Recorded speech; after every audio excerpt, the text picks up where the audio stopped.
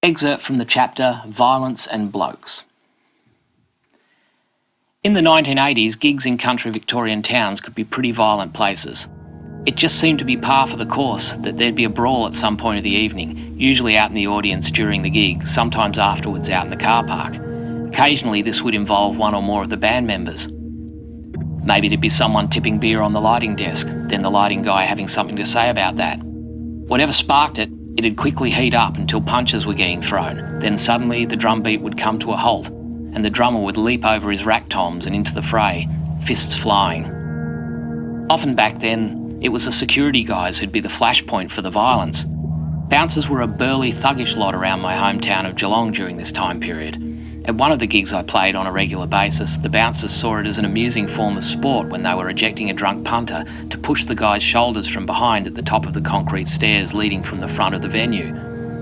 This would be followed by a swift kick on the backside as the hapless guy was starting to fall. I saw many a Vic D's from Geelong nightclubs sent crashing down the stairs onto their face on the pavement, often sliding over the curb and into the street. As bandmates and I observed this spectacle while loading our gear out, we frequently wondered how someone wasn't killed. Eventually, someone did meet their demise courtesy of these dubious methods of crowd control, and those two grinning thugs spent a stretch in jail for manslaughter. Another venue hired a bloke as the head of security after he'd become drunk and disorderly the previous weekend and beat up all of the venue's security guards. That's right, beat up the bouncers in a drunken rage, and you're back as their boss the following week.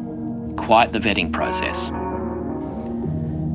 Not that this type of thing was confined to my hometown, mind you. Rural gigs were frequently worse. I once saw a guy getting evicted from the Lady Bay Hotel in Warrnambool, and as he was pushed out the door, the bouncer gave him an extra whack on the back of his head for good measure. It stunned him, and his toes caught on the edge of a step. Down he fell, dead weight, hands by his sides. His forehead smacked into an uneven join between two slabs of sidewalk, with a sickening mixture of a thud and a crunch. His friends were so smashed that they just stood and looked at him. Our bass player turned him over. He had a gaping hole in his forehead. A few of us ran inside and had the venue call an ambulance. He had come to and was moaning like a wounded bear by the time it arrived. His mates were still just standing around gawking with their mouths hanging open. These sorts of scenes weren't uncommon, though not always with as grim outcomes. We heard later that the guy died at the hospital. The band I was playing in were playing at the Lady Bay on Friday and Sunday of that weekend, with Stevie Wright playing the Saturday in between. We watched his gig in the audience on our night off. They had a Sydney band called Hard Rain backing him. They sounded good and tough too, backing him on a mixture of songs from his days with the easy beats and hits from his solo career. At one point, he decided mid-song to try a backflip. He threw his legs up in the air, but didn't quite get the elevation required and landed on the top of his head on a DI box. Knocked out cold. He lay there for what seemed like ages, but was in reality probably more like 20 to 30 seconds as the band played on, glancing from their bandleader's motionless body to each other with a look that said, "Is he dead?" We were all wondering the same thing. All of a sudden he sat up, and with a shake of his head, he jumped to his feet and picked up singing the song where he'd left off. No one said a word about the incident for the remainder of the gig. What a pro. The bands all stayed upstairs at the venue, and we managed to invade his room for a while as he held court on a bed, an angry red lump on his temple.